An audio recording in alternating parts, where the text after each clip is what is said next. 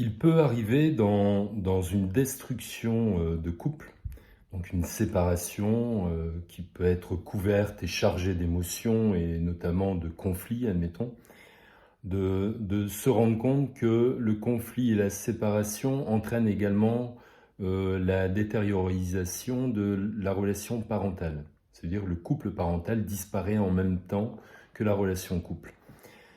Dans ce cas de figure, le conflit qui existe dans le couple s'étend, je dirais même vomit des gueules, dans celui de la relation avec des parents avec les enfants.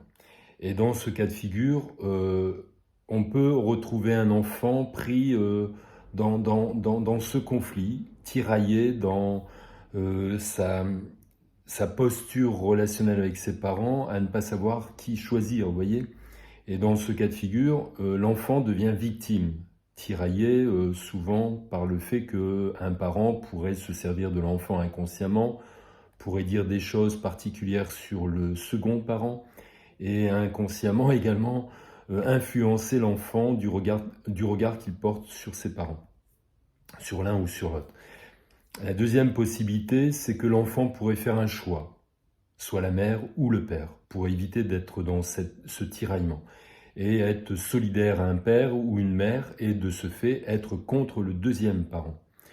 Ce qu'on retrouve dans ce système, c'est que le parent qui pourrait être dans ce conflit pourrait jouer dans un rôle qu'on appelle le syndrome de l'aliénation, d'être en posture aliénante vis-à-vis d'un autre parent. Et ce procédé, souvent qu'on pourrait constater, est souvent dans cette posture d'accusation constante, de mettre l'autre toujours en procès, de mettre en doute ses compétences, vous voyez, et de les afficher. Et puis se servir d'une défaillance du parent, opposé bien sûr, pour appuyer sur le problème davantage. Donc accentuer que ce qu'il pense ou ce qu'il propage comme croyance en tant que parent défaillant est juste. Et du coup vient renforcer ce côté aliénant, vous voyez. Donc cette posture est très vicieuse quelque part, puisque à tout moment, on peut être finalement à accuser l'autre de ses défaillances, vous voyez, et avoir bien sûr dans cette relation un peu distordue, avoir un semblant de pouvoir et jouir de ce pouvoir, vous voyez.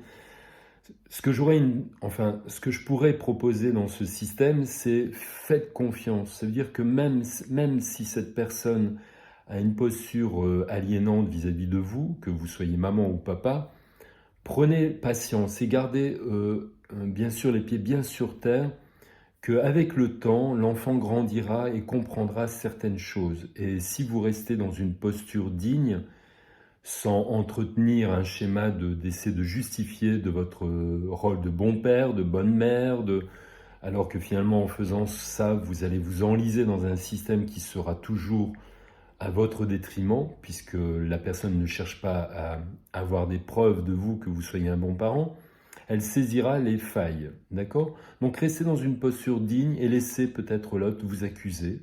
Laissez peut-être même penser que vos enfants puissent penser la même chose que ce parent. Et puis faites-vous confiance. Restez dans vos valeurs, ne vous décentrez pas de vous-même et faites confiance, c'est le mot qui me vient. Faites confiance au mouvement de la vie qui est évolutif et changeant, bien sûr.